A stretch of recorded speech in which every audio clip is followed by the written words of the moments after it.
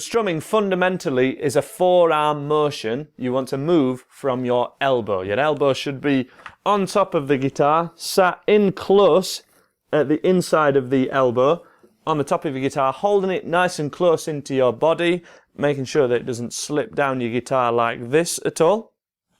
And you want to make sure you're keeping your wrist as close to the guitar as possible while trying to hold it still. So if I do one single strum with this motion,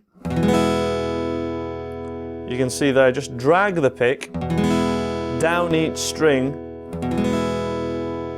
catching each string as evenly as possible while keeping my wrist and the rest of my hand still. I'm holding my pick between my thumb and the side of my first finger, and I've got my hand as if I'm holding an ice cream cone. Just sat the pick just here. You can hold it if you keep dropping it, and if that gets too frustrating for you, you can hold it between two fingers and your thumb like this.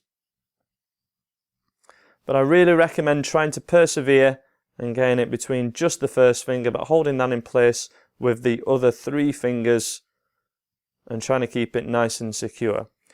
You're holding your wrist still, but try not to tense any part of your body or shoulders or neck when you're strumming. Think about it like standing up straight. You want to not really tense while you're doing it, but you just have to hold yourself in place to be able to maintain that good posture, and strumming is no different. Again, I'm just using an E major chord as my example.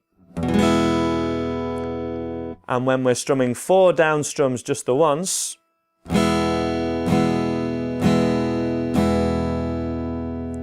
you can see that the motion remains the same for every strum, and that's the important thing. That's what we're trying to get by going for this super simple strumming pattern. We're trying to get the correct hand motion to be able to take you forward and nail the trickier ones that are really going to showcase your skills.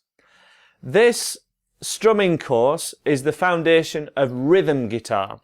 So there is rhythm guitar, which is chords and strumming, which a singer could then sing over, or someone would play lead guitar over. Lead guitar being a single note melody or something else a little bit more delicate that goes over rhythm guitar.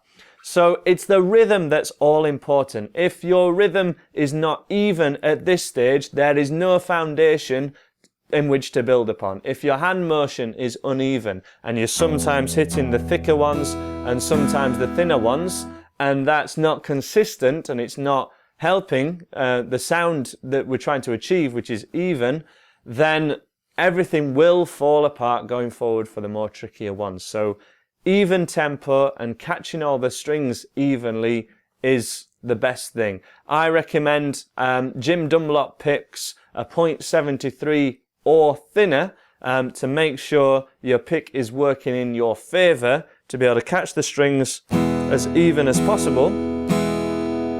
But it's the hand motion and swinging from the elbow in this sort of fashion and keeping this wrist close, so not doing this, is what's going to really help you.